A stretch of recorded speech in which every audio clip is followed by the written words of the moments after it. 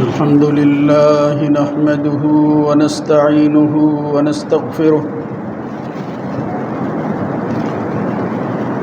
ونعوذ بالله من شرور أنفسنا ومن سيئات أعمالنا من يهده الله فلا مضل له ومن يضلل فلا هادي له وأشهد أن لا إله إلا الله وحده لا شريك له وأشهد أن محمدًا عبده ورسوله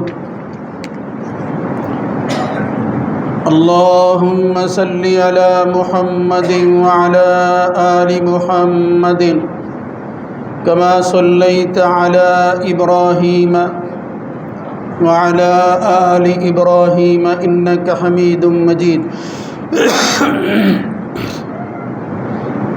اللهم بارك على محمد وعلى آل محمد كما باركت على إبراهيم وعلى آل إبراهيم في العالمين إنك حميد مجيد أما بعد فإن خير الحديث كتاب الله وخير الهدى هدى محمد صلى الله عليه وآله وسلم وشر الأمور محدثاتها وكل محدثة بدعة وكل بدعة ضلالة وكل ضلالة في النار ربي أعوذ بك من همزات الشياطين من همزه ونفخه ونفسه يا أيها الذين آمنوا اتقوا الله حق تقاته ولا تموتن إلا وأنتم مسلمون يا أيها الناس اتقوا ربكم الذي خلقكم من نفس واحدة وخلق منها زوجها وبث منهما رجالا كثيرا ونساء واتقوا الله الذي تساءلون به والأرحام إن الله كان عليكم رقيبا يا أيها الذين آمنوا اتقوا الله وقولوا قولا سديدا يصلح لكم أعمالكم ويغفر لكم ذنوبكم ومن يطع الله ورسوله فقد فاز فوزا عظيما رب اشرح لي صدري ويسر لي أمري واحلل عقدة من لساني يفقه قولي لا ينهاكم الله عن الذين لم يقاتلوكم في الدين ولم يخرجوكم من دياركم أن تبروهم وتقسطوا إليهم إن الله يحب المقسطين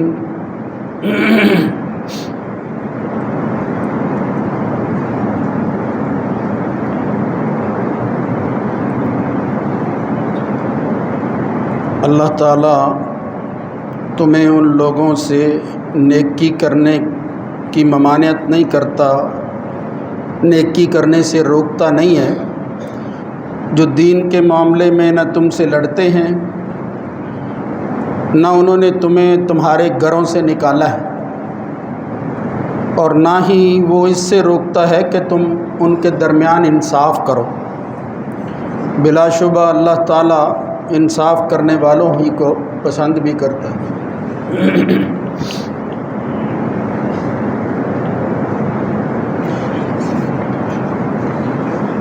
اللہ رب العزت کی حمد و ثنا کے بعد درود و سلام سید الرسل سید ولد آدم خاتم النبیین جناب محمد الرسول اللہ صلی اللہ علیہ وآلہ وسلم کی ذات گرامی پر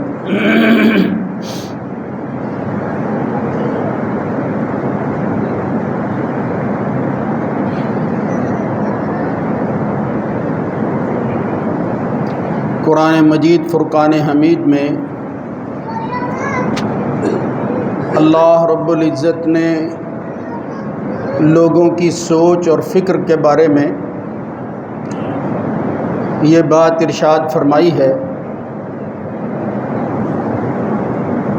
کہ دل کی کجی اور ٹیڑھ وہ انسان کو راہ راست پر اور ہدایت پر رہنے نہیں دیتی، وہ سرکشی، کفر، طغیان اور غلط راستے پر انسان کو چلاتی۔ اگر یہ دل کا رخ درست ہو، سوچ کے اندر انصاف پسندی ہو، تو اس کے لیے ہدایت کے راستے آسان سے آسان تر ہوتے جاتے ہیں۔ دین اسلام کو سمجھنے کے حوالہ سے قرآنی اصول ایک بہترین رہنما ہے، اسی پر انسان کو اپنی زندگی کی پرکھ کرتے رہنا چاہیے۔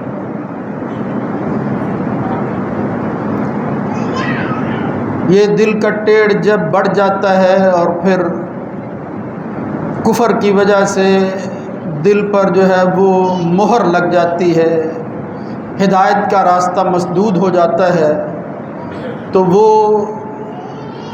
پھول کی خوشبو کے اندر بھی کوئی نہ کوئی نقص نکالنے کی کوشش کرتا ہے اور اس کی ایسی تعبیر اور توجیہ کرتا ہے کہ جس سے وہ اپنے طور پر مطمئن ہوتا ہے اور دوسروں کو کسی اشکال میں ڈال کر کہتا ہے کہ یہ پھول خوشبو کے قابل نہیں۔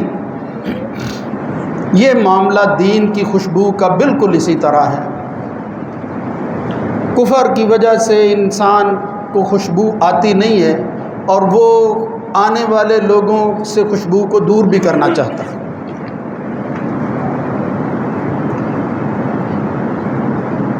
اسلام کی وہ خوبیاں، اسلام کے خصائص، وہ امتیازات جو اس کی پہچان ہیں، ان میں سے بڑا خاصہ اور وصف یہ ہے کہ یہ انسان اور انسانیت کی قدر کرتا ہے۔ سب سے زیادہ انسانوں کی قدر کرنے والا وہ اللہ کا دین ہے، خود رحمان و رحیم ہے اور پھر اس کا بھیجا ہوا دین ہے۔ انسان خواہ اپنے طور پر جتنا بھی سوچتا رہے، وہ اللہ تعالیٰ کی قدر دانی کے برابر ہرگز قریب بھی نہیں پھٹک سکتا۔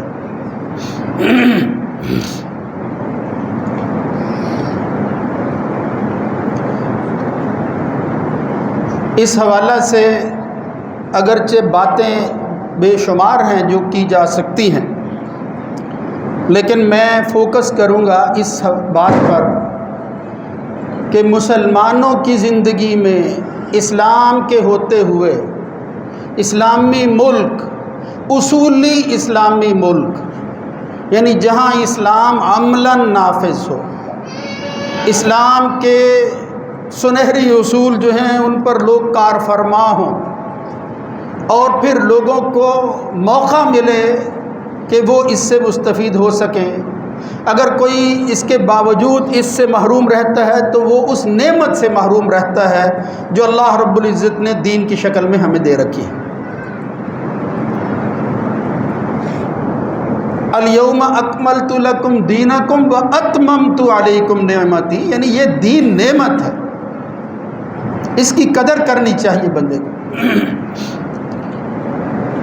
مگر اس نعمت کو زحمت میں بدلنے والے، اس رحمت کو تبدیل کرنے والے لوگ، اپنے کفر پر جمے ہوئے اور ڈٹ جانے والے، اس کے معاندین، وہ کوشش کرتے ہیں کہ لوگوں کو اس دین سے جو ہے وہ متنفر کیا جائے اور یہ کہا جائے کہ یہ دین جبر کا دین ہے، یہ ظلم سکھاتا ہے، یہ انسانوں کی قدر نہیں کرتا، انسانوں کو مارنا دین کا مقصد، اور اس کے لیے پھر جہاد قتال کی آیتیں وہ پیش کی جاتی ہیں۔ مگر حقیقت یہ ہے کہ اسلام نے اپنے دفاع کے لیے مسلمانوں کو تلوار ہاتھ میں لینے کی اجازت ضرور دی ہے، لیکن اس دین میں داخلے کے لیے لوگوں کو جبر کرنے کے لیے، ظلم کرنے کے لیے اور ان کو مجبور کر کے اس دین میں داخل ہونے کے لیے پورے قرآن و سنت اور دین کے اندر ایک حرف موجود نہیں۔ یہ میں پوری دیانتداری کے ساتھ یہ دعویٰ کر رہا ہوں، کوئی ایسی چیز نہیں ہے۔ جہاد اور قتال بھی امن کا ذریعہ ہے، فساد فی الارض کے خاتمے کا سبب ہے، مگر پروپیگنڈا اس طرح ہے، اچھالا اس طرح جاتا ہے۔ چند سالوں سے یہ ہماری ہوش ہی کے اندر کچھ ایسے واقعات ہو گزرے، اپنوں نے کیے یا غیروں نے کیے، منسوب وہ مسلمانوں کی طرف ہوئے، تو اس کے بعد ایک فوبیا تیار ہو گیا، یعنی ایک انجانہ خوف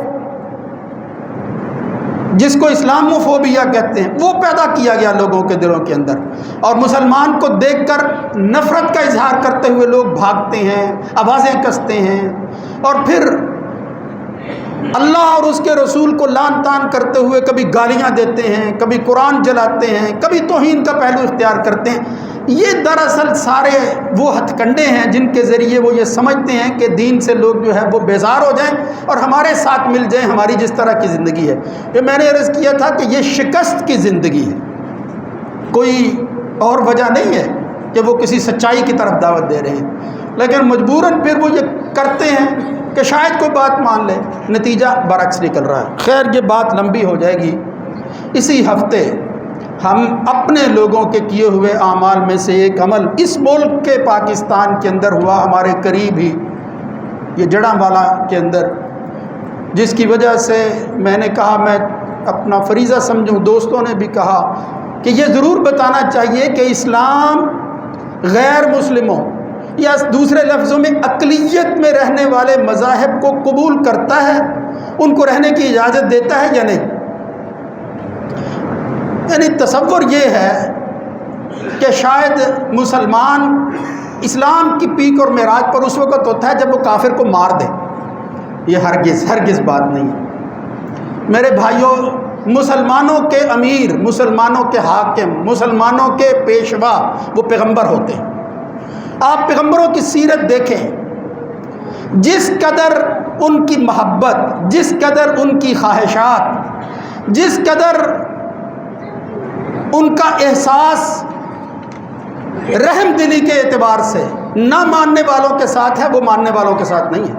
یعنی پیغمبر ہر حال کے اندر ان کافروں کو، نہ ماننے والوں کو وہ ترس کھا کر ان کے لیے دعائیں کرتے رہے اور پھر ان کو سمجھاتے رہے کہ تم نعمت سے دور ہو، اس نعمت کے قریب آ جاؤ۔ آخری نبی محمد الرسول اللہ صلی اللہ علیہ وسلم کے الفاظ کے اندر اس وقت کہ جب وہ ایک ایسے علاقے میں دین کی دعوت لے کر گئے، اتنا مارا اس علاقے کے لوگوں نے کہ حضور کا خون سر سے لے کر وہ پاؤں تک جو ہے وہ بہہ رہا تھا، جم گیا خون محمد الرسول اللہ صلی اللہ علیہ وسلم۔ اللہ رب العزت نے اپنے اس محبوب کی خاطر کہا اور ایک فرشتہ بھیج کر، جس کی ذمہ داری تھی پہاڑوں پر، کہ اگر آپ حکم دیں تو ہم پہاڑوں کو اس بستی کے درمیان جو ہے وہ ملا دیں اور کچل کر رکھ دیں ان کو۔ محمد الرسول اللہ صلی اللہ علیہ وسلم نے فرمایا نہیں، ان کی نسلوں سے جو ہے وہ میری بات سننے اور ماننے والے لوگ ضرور پیدا ہو جائیں گے، میں اس بات کو برداشت کرتا ہوں۔ اللہم اہد قومی، پھر ساتھ ہی کہا یا اللہ میری قوم کو ہدایت دے دے، فإنہم لا یعلمون، یہ جاہل ہیں، لا علمی کی وجہ سے کر رہے ہیں۔ آپ اندازہ کریں اس حوصلے کا اور اس رحم دلی کا اور ان کے بارے میں اچھی سوچ کا کہ یہ ہدایت پا جائیں، یہ اس عذاب سے، اس نار سے اور آخرت کی زندگی سے جو تکلیفیں اور اذیتیں ہیں ان سے بچ جائیں۔ یعنی ان کی خاطر نہ ماننے والوں کے حوالے سے حضرت موسیٰ اور عیسیٰ کی طرح کے لوگ پیغمبر وہ بھی کہتے رہے یا اللہ ان تعذبہم فإنہم عبادک وإن تغفر لہم فإنک انت العزیز الحکیم، یہ تیرے بندے ہیں جو نہیں ماننے والے، ان کے بارے میں کہا یہ تیرے بندے ہیں مالک، فیصلہ تو نے ہی کرنا ہے، اگر تو ان کو معاف کر دے تجھے کون پوچھنے والا ہے۔ میرے بھائیوں، اس سے بڑی ہمدردی، اس سے بڑی خیر خواہی اور کیا ہو سکتی ہے معاندین اور مخالفین کے حوالے سے؟ اس لیے اسلام، اس کے ماننے والے پیغمبر اور پیغمبروں کے ماننے والے وہ پرسنل مسئلہ نہیں بناتے کفر کو. کافروں کے ساتھ ان کی کوئی ذاتی دشمنی اور انتقام نہیں ہے. اگر ان کے ساتھ معاملہ ہے تو وہ یہی دین کا ہے کہ یہ اللہ کی بغاوت کی زندگی گزار رہے ہیں، ان کو پتہ نہیں ہے. ان کی خیر خواہی کی جائے، ان کو بتایا جائے کہ دین اور اس کی حقیقت کیا ہے. اس کی خاطر اگر وہ یہ کلمہ پڑھنے والوں کو، مسلمانوں کو مارنے کے لیے باہر آ جائیں جس طرح کہ ہوا، تو پھر یہ اپنا دفاع کا حق تو رکھتے ہیں. لیکن اگر وہ کسی وقت صلح کی بات کریں، سارے کا سارا نقصان مسلمانوں کا ہو، پھر بھی پہل کرتے ہوئے محمد الرسول اللہ صلی اللہ علیہ وسلم کہیں وَإِن جَنَحُوا لِلسَّلْمِ فَاجْنَحْ لَهَا وَتَوَكَّلْ عَلَى اللَّهِ، اسی کے اندر خیر ہے، اسی میں جھکاؤ ہے، جھک جاؤ، فائدہ اسی میں ہے. بظاہر جو ہے وہ نقصان نظر آ رہا ہو، عمر بن خطاب جیسا بندہ کہے یہ صلح کیا ہے، ہم کوئی جھوٹ پر ہیں کیا؟ خدا نہ خواستہ ہم جھوٹے لوگ ہیں، ہم ان کی اطاعت کیوں کریں؟ اطاعت کیوں کریں؟ یہ ان کی مانی جا رہی ہے، ہر شرط ان کی مانی جا رہی ہے. لیکن فرمایا نہیں، میں صلح جو ہوں، میں صلح پسند ہوں. صلح ہی کے اندر خیر خواہی ہے، اسی صلح کے اندر اللہ نے فتح مبین رکھی ہوئی ہے. میرے بھائیوں، یہ تمہید لمبی ہو رہی ہے. مجھے یہ بتانا ہے کہ اقلیتیں، کافر، نہ ماننے والے اگر مسلمانوں کے ملک میں رہیں، ان کے ساتھ مسلمان کو کیسے رہنا ہے. ایک آیت سورہ ممتحنہ کے یہاں جو اللہ رب العزت نے بیان فرمائی وہ میں نے آپ کے سامنے پڑھی ہے کہ یاد رکھو وہ لوگ جو لڑنے کے لیے تمہیں گھروں سے نہیں نکالتے، گھروں سے نہیں نکالتے. یہ جو واقعہ پھر ہوا ذرا اس کی طرف دیکھیں. یہ گھروں سے بے گھر کرنا یہ مسلمانوں کا کام نہیں ہے، کافروں کی علامت ہے. لا ینہاکم اللہ عن الذین لم یقاتلوکم، نہ تلوار نکالتے ہیں نہ تمہیں گھروں سے نکالتے ہیں. ان کے ساتھ کیا کرنا ہے؟ ان کے ساتھ نیکی کرنی ہے، ان کے ساتھ خیر خواہی کرنی ہے، ان کے ساتھ محبت کرنی ہے، تاکہ انہیں احساس ہو کہ دین نفرت نہیں سکھاتا، محبت سکھاتا ہے.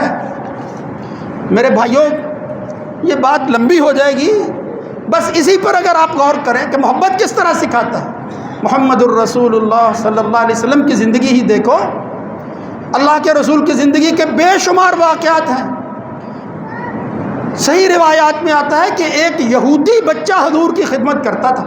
یہودی بچہ، غیر مسلم ہے، اہل کتاب ہے، یہودیوں کا بچہ محمد الرسول اللہ صلی اللہ علیہ وسلم کانا یخدم النبی یا یخدم النبی صلی اللہ علیہ وسلم فمریض، وہ بیمار ہو گیا. اللہ کے رسول دو جہانوں کا سردار فیعودہ اپنے گھر سے چل کر اس یہودی کے گھر میں پہنچے اور اس کی تیمارداری کی ہے. اس کے سرہانے بیٹھ کر محمد الرسول اللہ صلی اللہ علیہ وسلم نے کہا کہ اللہ کے بندے، بیٹا کلمہ پڑھ لو، جہنم کی آگ سے بچ جاؤ گے. وہ اپنے باپ کی طرف دیکھتا ہے کہ یہ نبی کیا کہہ رہا ہے، یہ جس کی میں خدمت کرتا ہوں یہ کیا کہتا ہے. باپ خود نہیں مانتا، کہتا اطیع ابو القاسم، ابو القاسم کی بات کو مان لو، اس لیے کہ جس کی تم خدمت کرتے ہو وہ بندہ ہی ایسا ہے کہ جس کی بات کو ماننا ہی چاہیے. محمد الرسول اللہ صلی اللہ علیہ وسلم نے جب اس کا کلمہ سنا ہے تو فرمایا الحمدللہ الذی انقذہ من النار، یا اللہ جو بندہ مجھ سے محبت کرتا ہے میں تیرا شکر ادا کرتا ہوں کہ تو نے اس کو جہنم سے بچا لیا. یہ خیر خواہی ہے. دیکھو یہودیوں کے ساتھ، یہودی حالانکہ دشمنی کے اندر مسلمانوں کے ساتھ، لَتَجِدَنَّ أَشَدَّ النَّاسِ عَدَاوَةً لِلَّذِينَ آمَنُوا الْيَهُودَ وَالَّذِينَ أَشْرَكُوا، سخت ترین اگر کوئی دشمن ہے یہودی ہیں یا مشرک ہے. اور قریب ترین کون ہے؟ وَلَتَجِدَنَّ أَقْرَبَهُمْ مَوَدَّةً، محبت میں قریب ترین مسلمانوں کے کون ہیں؟ أَقْرَبَهُمْ مَوَدَّةً لِلَّذِينَ آمَنُوا قَالُوا إِنَّا نَصَارَى، وہ نصارہ، وہ عیسائی ہیں. ذالک بأن منہم قسیسین ورہبان، یعنی اس وقت یہ ان کا جھکاؤ وہ مسلمانوں کی طرف. تو فرمایا یہ سب سے قریب ہیں تمہارے. محمد الرسول اللہ صلی اللہ علیہ وسلم نے مارنے والوں کے خلاف جو ہے وہ دفاع میں قتال اور جہاد کیا ہے. ان عیسائیوں کے خلاف آخر کار یعنی 9 ہجری کے اندر رسول اللہ صلی اللہ علیہ وسلم روم کی طرف گئے ہیں. 9 ہجری، ساری زندگی جو ہے وہ گزار دی. پھر کہا کہ اب تم بھی مسلمان ہو جاؤ، اسلام کو قبول کر لو. ان کی حرکتوں کی وجہ سے آخر کار مجبور ہو کر محمد الرسول اللہ صلی اللہ علیہ وسلم نے کہا ان کو اسلام کی طرف آ جاؤ، یعنی ان کی خیر خواہی کی ہے۔ اس لیے کافر اور کافروں کی بھی قسموں میں سے یہ جو اہل کتاب ہیں، اہل کتاب میں سے بھی جو یہ عیسائی ہیں، یہ مسلمانوں کے قریب ہیں مودت اور محبت کے اعتبار سے۔ اگر یہ کسی اسلامی ملک کے اندر مسلمانوں کے ساتھ رہتے ہیں، ان کے ساتھ جو ہے وہ عدل و انصاف کے اندر لڑنے والوں کے حوالے سے کہا لا یجرمنکم شنآن قوم الا تعدلوا اعدلوا هو اقرب للتقوی، اگر کبھی انصاف کرنا پڑے، دوسری جگہ فرمایا کہ فلا یصدنکم عن المسجد الحرام ان تعتدوا، وہ جو تمہیں مسجد حرام کے قریب نہیں آنے دیتے ان سے بھی زیادتی نہیں کرنی، زیادتی نہیں کرنی ان کے ساتھ بھی۔ محمد الرسول اللہ صلی اللہ علیہ وسلم کو اللہ رب العزت یہ کہتے ہیں وَقَاتِلُوا فِي سَبِيلِ اللَّهِ الَّذِينَ يُقَاتِلُونَكُمْ، میدان جنگ کے اندر فرمایا کہ تم ان سے لڑائی کرو، وَلَا تَعْتَدُوا، لیکن اس لڑائی کے اندر بھی زیادتی نہیں ہونی چاہیے، اس کے بھی کچھ اصول اور قاعدے مقرر کر دیے۔ میدان کے اندر تلواریں نکلی ہوئی ہیں، اس میں کیا اصول اور قاعدہ ہے، لیکن فرمایا وہاں بھی تم نے وہ جو میدان میں آئے ہیں ان کو مارنا ہے، گھروں میں بیٹھے ہوئے لوگوں کو مارنا نہیں ہے۔ رات کے وقت تم نے حملہ نہیں کرنا، صحیح بخاری کے اندر آتا ہے۔ کہیں لوگ یہ نہ کہیں کہ یہ لوگ سوئے ہوئے تھے مسلمانوں نے مار دیے، نہیں، صبح اعلان کر کے علی رضی اللہ تعالیٰ عنہ جس کی فتح کے متعلق اللہ کی طرف سے جو ہے وہ وحی آ گئی تھی کہ کل میں ایک ایسے بندے کو جھنڈا دوں گا جس سے فتح اللہ نصیب فرما دے گا، اس کو بھی لڑنے سے پہلے کہا علی اسلام کی طرف دعوت پہلے دینی ہے، فواللہ لا یہدی اللہ بک رجلا واحدا خیر لک من حمور النعم، اللہ کے دین کی طرف آنے کی دعوت دینی ہے، ایک بندہ بھی اگر تیرے ہاتھ پر مسلمان ہو گیا وہ سرخ اونٹوں سے زیادہ بہتر ہے۔ اسلام کی دعوت، خیر خواہی، ماننا، حق کو قبول کرنا، اللہ کے قریب ہونا، یہی سکھایا ہے دین نے، یہی سکھایا ہے محمد الرسول اللہ صلی اللہ علیہ وسلم نے۔ لیکن اگر ہم ان کے گھر جلائیں گے، ان کے معبد خانوں کو جلائیں گے، تو کیا وہ محبت کے جذبات رکھیں گے ہمارے متعلق؟ وہ تو نفرت بڑھے گی۔ ہاں مجھے یہ کہنے دیجئے، ہم جس علاقے میں رہتے ہیں یہاں ادھر سے بھی زیادتی ہوتی ہے، کچھ پابندیاں انہوں نے بھی جو ہے وہ چھوڑ دی ہیں، وہ بھی آزاد ہو گئے ہیں، دنیا کی خاطر سٹنٹ کھڑے کرتے ہیں، ہمارے ساتھ یہ زیادتی ہوئی ہے، غیر ملکوں میں پناہ لے لیتے ہیں، اسلام کے شعار کی توہین کرتے ہیں۔ محمد الرسول اللہ صلی اللہ علیہ وسلم نے کیا کہا تھا؟ حضرت عمر، جناب ابوبکر صدیق، سب وہ یہی دعوت دیتے رہے کہ قرآن جو کہتا ہے قاتل الذین لا یؤمنون باللہ، یہ اہل کتاب ہی کی بات ہو رہی ہے، لا یؤمنون باللہ ولا بالیوم الآخر ولا یحرمون ما حرم اللہ ورسولہ ولا یدینون دین الحق من الذین اوتوا الکتاب، یہ لوگ جتنے بھی ہیں ان سے قتال ہو حتی یعطوا الجزیۃ عن ید وہم صاغرون، بچاؤ کی ایک شکل ان کے ساتھ کیا ہے؟ بھئی اسلام لاؤ ورنہ لڑائی وہ ہوگی۔ میدان میں نکلے ہوئے ہیں لوگ، اہل کتاب کے بارے میں کہا نہیں، یہ لڑائی اللہ اور آخرت کے دن کو نہ ماننے والوں کے ساتھ کرو، ساری تفصیل بیان کی۔ لیکن فرمایا اگر اس کے علاوہ دوسری صورت کیا ہے؟ ان کو مارنا نہیں ہے، ان کو ہدایت کی دعوت دینی ہے۔ اگر وہ یہ قبول کر لیں حتی یعطوا الجزیۃ عن ید وہم صاغرون، کہ ہم تمہارے ساتھ ماتحت بن کر وہ رہیں گے، جزیہ دیں گے، اگر مسلمان سال کے بعد زکوٰۃ دیتا ہے، وہ صدقے کی ضرورت ہو تو صدقہ دیتا ہے، اگر قحط وغیرہ کا موقع ہو تو سب کچھ ان سے لے لیا جاتا ہے، تو یہ جو کافر ہیں نہ ماننے والے، آخر ان پر بھی تو کوئی چیز لاگو ہونی چاہیے، ان کی جان مال کی حفاظت۔ حضرت علی نے کہا دماؤہم کا دمائنا اموالہم کا اموالنا، جس طرح ان کا خون ہے اور ان کا مال ہے وہ اسی طرح معزز ہوگا جس طرح ہمارا خون اور مال معزز ہے، ان کا خیال رکھیں گے۔ محمد الرسول اللہ صلی اللہ علیہ وسلم نے فرمایا الا من ظلم معاہدا، اگر کسی معاہد کے ساتھ، معاہد سے مراد کیا ہے؟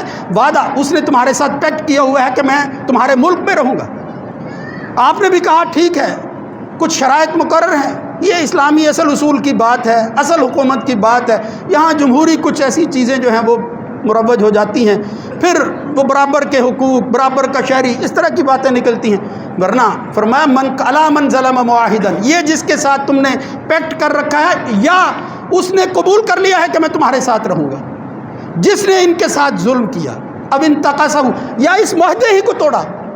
معاہدے کو توڑا کیا ہے کہ نہیں ہم تجھے نقصان پہنچائیں گے، تم نے فلاں یہ کام کیا ہے، تمہارا کوئی حق نہیں ہے. اگر وہ اپنی زندگی اصولوں کے مطابق گزارتا ہے، مخالفت بھی کرتا ہے، تو پھر معاہدے کے مطابق تم بھی پابندی کرو. مخالفت کرتا ہے تو ذمہ دار جو ہے وہ ایکشن لے. ذمہ دار ان کو سمجھائیں جنہوں نے معاہدہ کیا ہے. ہر بندہ اپنی مرضی اور اپنی خواہش پر عمل نہ کرے، باہر نہ نکلے، ان کے گھروں کو نہ جلائے. یہ کوئی اصول نہیں ہے جو اسلام نے بتایا ہو میرے بھائیوں. فرمایا جو شخص معاہد کے ساتھ ظلم کرتا ہے، اب انتقصہ، معاہدہ توڑتا ہے، او کلفہ مما لا یطیق، اس کو ایسی تکلیف دیتا ہے، ایسی ذمہ داری ڈال دیتا ہے جو اس کی طاقت سے بھی باہر ہے. آپ اندازہ کریں ان کے حقوق کا. او اخذ شیئا من مالہ، اور اللہ کے رسول جس کا کلمہ پڑھتے ہو وہ کیا کہہ رہے ہیں؟ اس ذمی، اس کافر، اس عیسائی کے ساتھ اس کی کوئی چیز تم لے لو. اخذ شیئا من مالہ، اس کے مال میں سے کچھ اٹھا لو اس کی اجازت کے بغیر، تو پھر ہوگا کیا؟ فرمایا یہ اتنا بڑا جرم ہے، انا حجیجہ یوم القیامہ، اس کے مقدمے کے حوالے سے قیامت کے دن محمد وکیل ہوگا اور مقدمہ لڑے گا کافروں کا. انا حجیجہ یوم القیامہ. من قتل معاہدا، جو اس معاہد کو، اس پیکٹ والے بندے کو قتل کر دیتا ہے، یہ جی توہین کرتا ہے، میں اس کو زندہ نہیں رہنے دوں گا. خود ساختہ باتیں بنائی ہوئی ہیں، ہاتھ میں اس قانون لے لیا ہے. فرمایا مسلمانوں تمہیں یہ بات یاد رکھنی چاہیے، لم یرہ رائحۃ الجنہ، یہ جس جنت میں جانے کے لیے تم کافروں کو مارتے ہو اور جھوٹی حدیثیں بیان کرتے ہو، من سب محمدً فاقتلوہ، کوئی روایت ایسی نہیں ہے. اللہ کے رسول نے کہا جس جنت کی خاطر یہ جو تم قربانی دے رہے ہو، اگر کوئی شخص کسی معاہد کو بلا وجہ مار دے، فرمایا لم یرہ رائحۃ الجنہ، اور جنت میں جانا تو دور کی بات ہے، تم جنت کے قریب اس کی ہوا کو بھی نہیں پہنچ سکتے. اس کی ہوا اور خوشبو جنت کی نہیں آئے گی تمہیں. وَإِنَّ رِيحَهَا تُوجَدُ مِن مَّسِيرَةِ 40 خَرِيفًا، اگرچہ جنت کی خوشبو وہ 40 سال کی مسافت سے جو ہے وہ آتی ہوگی، مگر اس کافر کو، اس عیسائی کو، معاہد کو مارنے والا وہ جنت کی خوشبو تک نہیں پائے گا. یہ تو محمد الرسول اللہ صلی اللہ علیہ وسلم کا طرز عمل تھا. اور میرے بھائیوں جس نبی کا تم نے کلمہ پڑھا ہوا ہے اس کی مسجد نبوی کے اندر عیسائی آ گئے، نجران کے عیسائی آئے، انہوں نے کہا باتیں تو بعد میں ہوں گی، ہم عبادت کرنا چاہتے ہیں. اللہ کے رسول کی مسجد کے اندر انہوں نے اپنی عبادت کی ہے اور نماز جو بھی وہ پڑھتے تھے وہ پڑھی ہے. محمد الرسول اللہ صلی اللہ علیہ وسلم نے اجازت دی. اور پھر یہ کوئی ایک معاملہ، واقعات اتنی ترتیب کے ساتھ ہیں. جب بھی نبی کریم صلی اللہ علیہ وسلم کے سامنے کوئی واقعہ آیا جس میں کافر بھی شامل تھا، فرمایا عدل و انصاف کے مطابق فیصلہ ہوگا. ایک کلمہ پڑھنے والے مسلمان کو جس نے بظاہر کلمہ پڑھ لیا، حضرت اسامہ ابن زید نے قتل کر دیا. محمد الرسول اللہ صلی اللہ علیہ وسلم نے کہا تم نے قتل کیوں کیا ہے اسے؟ فرمایا یا رسول اللہ وہ ہم سے بچنے کے لیے کلمہ پڑھ رہا تھا. اللہ کے رسول نے فرمایا اشککت قلبہ، اور تو نے اس کا دل پھاڑ کر دیکھ لیا تھا کہ وہ کس نیت سے پڑھ رہا ہے. اللہ کے رسول کی اس تنبیہ کی وجہ سے اسامہ ابن زید جیسا محبوب ہے، اللہ کے رسول کے سب سے زیادہ قریب حضرت زید کی اولاد ہے. وہ کہتے ہیں اللہ کے رسول نے یہ بات اتنی بار دہرائی، میں نے کہا کاش میں آج سے پہلے مسلمان نہ ہوا ہوتا، آج ہوتا. یہ میرے ساتھ ہو کیا گیا ہے؟ اتنی سختی کر رہے ہیں نبی کریم صلی اللہ علیہ وسلم. حضرت خالد بن ولید ایک جگہ گئے، انہوں نے مسلمان اسی طرح کلمہ سبعنا، اپنے آپ کو یہ کہنے والے کہ ہم دین بدل رہے ہیں. فرمایا دین بدلنے کا مطلب تو یہ ہے کہ تم دین اسلام کو قبول نہیں کرتے. دل کے اندر یہ بات آئی، بندے مار دیے، قتل ہو گئے. اللہ کے رسول نے کہا اللہ سے مخاطب ہو کر، یا اللہ میرے اس کمانڈر خالد بن ولید نے جو کچھ کیا ہے محمد اس سے بری. کلمہ پڑھنے والوں کو خالد بن ولید کچھ نہیں کہہ سکتا تھا، اس نے دل سے پڑھا ہے. کیسے پڑھا؟ یہ غلطی اس کی ہے. اور فرمایا جاؤ ان میں سے ایک ایک بندے کا حساب لگاؤ اور ان کی دیت ادا کرو. کافر کو 50 اونٹوں کے برابر دیت ملتی ہے. اب آپ اندازہ کریں، ذرا حساب کریں کتنے لاکھ ہوتا ہے. آپ نے معمولی سمجھ لیا، آپ نے اس کو انسان ہی نہیں سمجھا. اللہ کیا کہتا ہے؟ من قتل نفسا بغیر نفس او فساد فی الارض فکانما قتل الناس جميعا. اس میں اسلام کی بات نہیں ہے. جو کسی نفس کو، کسی جان کو قتل کرے اس نے پوری انسانیت کو قتل کیا ہے. کسی نفس کی بات ہو رہی ہے. ایک جنازہ گزر رہا تھا، صحیح روایت آتی ابو داؤد کے اندر، نبی کریم صلی اللہ علیہ وسلم کھڑے ہوئے، لوگ بھی کھڑے ہو گئے، فرمایا یا رسول اللہ یہ تو یہودی کا جنازہ ہے، یہودی ہے مطلب کافر ہے۔ اللہ کے رسول نے فرمایا الیس یہودیہ ہے یا یہودی ہے، دونوں طرح روایت آتی ہے، فرمایا الیست نفسن، اور وہ جان نہیں ہے، وہ انسانی جان کی قدر کرنی ہے، اس کی تکریم ہے، وہ جنازہ یہودی یا یہودیہ کا ہے، پھر بھی کھڑے ہو جاؤ۔ یہ فرمایا محمد الرسول اللہ صلی اللہ علیہ وسلم۔ اس لیے میرے بھائیوں خدا کے واسطے اپنی سوچ کو بدلے، یہ کوئی جہاد نہیں ہے، یہ کوئی قربانی نہیں ہے، خدا نہ خواستہ کسی کافر کو مارتے ہوئے خود کفر نہ کر بیٹھو، یہ کفر ہے۔ محمد الرسول اللہ صلی اللہ علیہ وسلم کی یہ احادیث بتاتی ہے، یہ واقعات بتاتے ہیں، اللہ کے رسول کی ان کو آزادی دینا۔ امام ابو بکر جساس نے ایک جگہ لکھا سورہ حج کے اندر کہ جب یہ جہاد کی اجازت ہوئی، اذن للذین یقاتلون بانہم ظلموا، اللہ نے جو اسباب بیان کیے ہیں وہ کیا ہے کہ آج تم جو ہے وہ قتال کے لیے تلوار نکال سکتے ہو، بانہم ظلموا، ایک تو وجہ یہ ظلم تھا، اور پھر ساتھ ہی کہا اور کیا ہے ولولا دفع اللہ الناس بعضهم ببعض، یہ ایک دوسرے کے ساتھ یہ مدافعت، یہ ایک دوسرے کا مقابلہ کرنا، یہ سلسلہ چلا آ رہا ہے۔ اگر ایسا نہ ہوتا لہدمت صوامع وبیع وصلوات ومساجد یذکر فیہا اسم اللہ کثیرا، اگر یہ اللہ رب العزت کا نظام نہ ہوتا اور لوگوں کو ظالموں کو روکا نہ جاتا تو ہوتا کیا ہے، یہ گرجے گر جاتے، یہ کنائس، یہ یہودیوں کے عبادت گاہ یہ ختم ہو جاتے، وہ صلوات جو ہے وہ یہودیوں کو، فرمایا یہ برباد ہو جاتے۔ ہدمت صوامع وبیع وصلوات ومساجد، مسجدوں کے ساتھ کنیسہ، گرجے، ان کو رکھا اللہ رب العزت، فرمایا یذکر فیہا اسم اللہ کثیرا، اور شرک ہی کرتے ہوں، اور شرک تو ہم کلمہ پڑھنے والے بھی بعض کرتے ہیں، ہم سے بھی ہو جاتا ہے، لیکن فرمایا یہ جو عبادت گاہیں ہوتی ہیں ان کا مقصد، ان کی بنیاد اس بات پر ہوتی ہے کہ یہاں اللہ کی یاد کو تازہ کیا جاتا ہے۔ تمہیں کیا ہو گیا ہے؟ یذکر فیہا اسم اللہ کثیرا، امام ابو بکر جساس کہتے ہیں اس سے معلوم ہوا کہ اگر کوئی کافر اپنی عبادت گاہ کے اندر عبادت کرتا ہے اور اس کی عبادت گاہ بنی ہوئی ہے، غلبے کے باوجود تم اس کی عمارت کو جو ہے وہ منہدم نہیں کر سکتے، غلبے کے باوجود اس کو باقی رکھنا ہے۔ جب تمہارے ساتھ معاہدہ ہوا ہے اس کو اجازت دینی ہے، دیگر معاملات کے ساتھ جو ہے وہ اپنی عبادت کرے جس طرح بھی وہ کرتا ہے، یہ نہیں ہے کہ تم کافر ہو ہمارے اللہ کو نہیں مانتا، نہیں، اس کا بھی خدا ایک ہے۔ میرے بھائیوں مسائل بے شمار ہیں، اگر وہ قتل کر دے کس طرح سزا ملنی ہے، کتنا جو ہے وہ نقصان اور پھر تاوان ادا کرنا، اتنے مسائل اہل علم اور فقہا نے بیان کیے ہیں، حیران ہوتا ہے کہ اقلیتوں کو جو حقوق اسلام نے دیے ہیں دنیا میں کون دے سکتا ہے۔ لیکن میرے بھائیوں خدا را اپنے ہاتھ میں یہ سب کچھ لے کر مسلمانوں کی محنت کو غارت نہ کرو، مسلمانوں کو بدنام نہ کرو، اور ممبر و محراب سے یہ بات جو ہے وہ اٹھنی چاہیے کہ یہ جو کچھ لوگ کر رہے ہیں، محمد الرسول اللہ صلی اللہ علیہ وسلم اپنے عظیم کمانڈر خالد بن ولید کے بارے میں کہتے ہیں کہ اے اللہ میں خالد بن ولید کے عمل سے بری ہوں، ہم بھی اس عمل سے بری ہیں جو ان لوگوں کے خلاف، نہتے لوگوں کے خلاف جن کا قصور کوئی نہیں ہوتا، صرف اپنی انا کی خاطر، صرف ایک غلط فہمی کی بنیاد پر ایک فضا قائم کی جاتی ہے اور پھر بدنامی پورے ملک کی ہوتی ہے۔ وہ کہتے ہیں اگر ہندوستان میں کوئی کام ہو تو آپ UN میں لے جاتے ہیں، اور تمہارے اپنے ملک کے اندر کیا ہوتا ہے؟ اس لیے میرے بھائیوں مسائل تو بے شمار ہیں اس حوالہ سے۔ اب ہمیں دراصل اس بنیاد کو سمجھنا ہے کہ اسلام کے